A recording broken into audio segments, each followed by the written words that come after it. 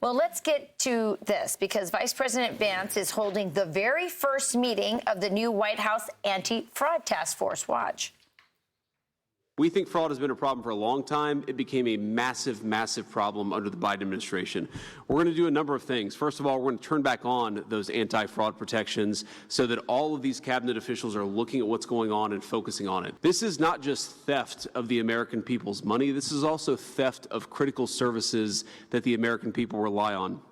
Now, Vance is leading this task force, working with Federal Trade Commissioner Chair Andrew Ferguson and Senior Advisor Stephen Miller. Miller saying this about rampant fraud in our welfare system.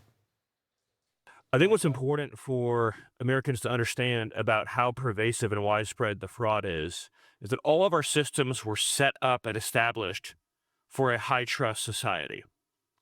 I think that most citizens probably assume that there's some verification process that takes place for the receipt of most federal benefits. The reality is that there is not.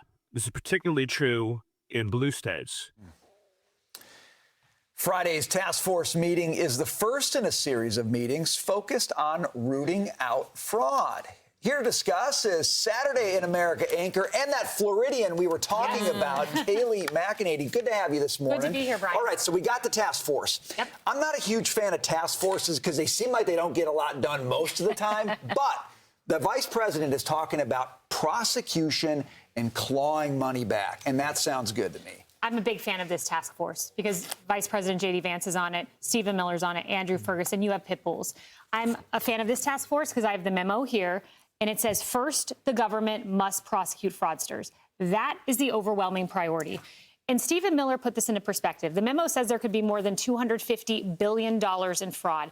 Why does this matter? Stephen Miller said, what if you are a lineman in Florida? Imagine that. You're the guy who goes out after hurricanes, works your tail off, works multiple shifts in a row.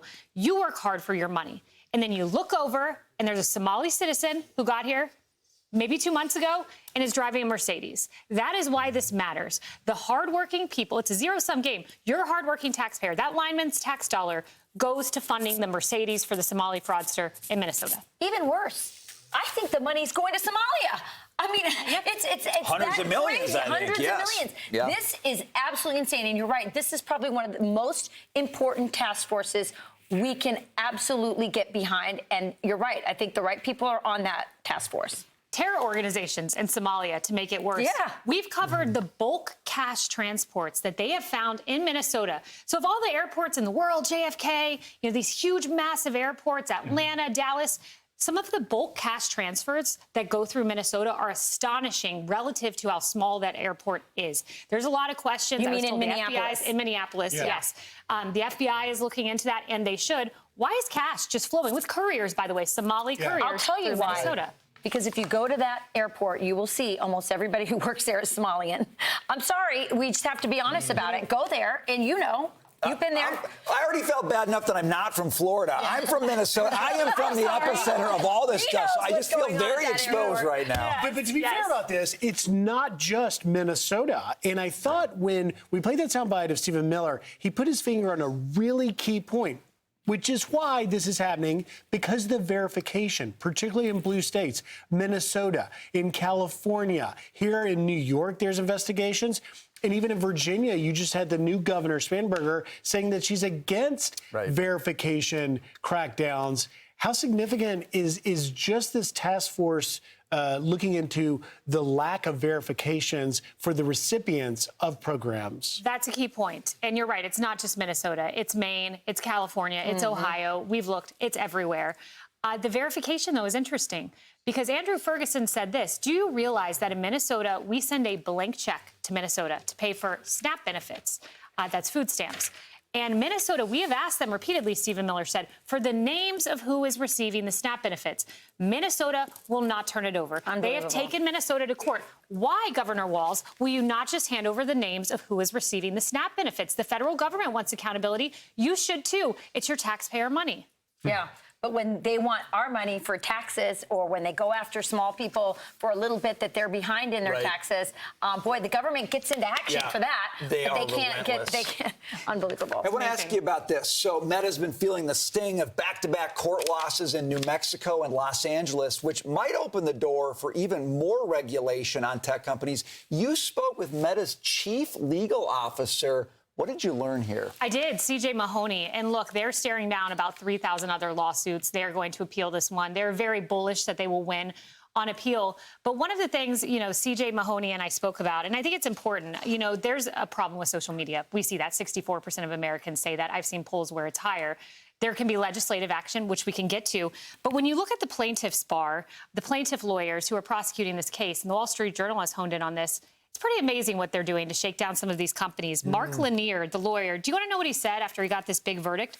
He stood out on the steps and said, if they would have given $2 billion, that would have been really nice for my curriculum vitae and nice for my bragging rights and my ego. But really, none of that's what's important here. So is this about the young women? Is it about the plaintiff's lawyers? We should all be focused on our kids. Meta should have precautions in place. And the legislature needs to get on this, too. So you talked to Meta's chief legal officer. You mentioned they're bullish about appeal. Here's a little bit of your interview. We do not believe that our platform is responsible for the teen mental health crisis in this country. We have, on the contrary, we think we've done a lot to try to protect kids and ensure that they have a positive experience on the platform. And so we're going to keep fighting these cases. It's not going to be the payday that the plaintiffs' lawyers would like it to be. So you heard directly, great interview you got. Is it essentially this Section 230 that we've heard so much about is why they feel bullish on their appeal? I think so. I think that's part of it because, of course, getting around Section 230 is a challenge for anyone. One of the things I was interested, though, when I spoke with him, we want an action. We want a change in this country on this. And one thing Meta is on board with is legislation to require at the application store, parents have to put in their password in order to download this on children's devices. They're in favor. They're saying regulate us on that point. And I think that's fair. If a parent had to, one, buy a smart device for their child, number two, verify, yes, you're allowed to have Instagram. That is a kind of a two-step precaution from keeping our kids off social media. That's a congressional action, then. Congressional. It helps, but I had a child who I said, you're not allowed to have a phone. She doesn't have a phone because we don't let them have a phone until they can drive. Right. But she still opened herself a little account on her sister's phone, who's older. I mean, the bottom line is, and by the way, I really want these companies to get back to how they engineered this phone and these social media apps for addiction. That's really the heart of it. But the other part of it are parents, and it is our right to uncover these kinds of things that I'm discussing. One town in Ireland has decided that because it's so hard when you have a kid who says, you say, you can't have a phone, and they go, but Johnny does, and so-and-so does, right. And you try to align yourself with other parents who are sharing the same values as you. It's hard to find as many parents as you need to get your kid to be okay with not having a phone. This town said, let's just make the whole town phone free for kids. Wow. And they thought that would be better. So here's a quote from one child from this town in Ireland.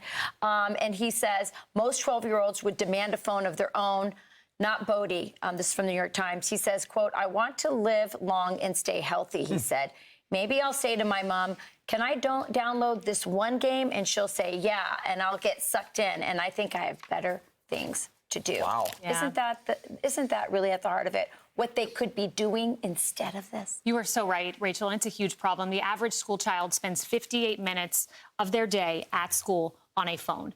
It's a problem for children, but I want accountability here. It's a problem for adults. Me too. I'm at my dinner table and I put the phone away and you hear the ding, ding, ding. It's a problem for me too. I need a phone-free environment. Maybe we could ban phones here at Fox. Like, it's impractical, but we got to find a way to be better. So I'm Steve Doocy. I'm Brian Kilmeade. And I'm Ainsley Earhart. And click here to subscribe to the Fox News YouTube page to catch our hottest interviews and most compelling analysis.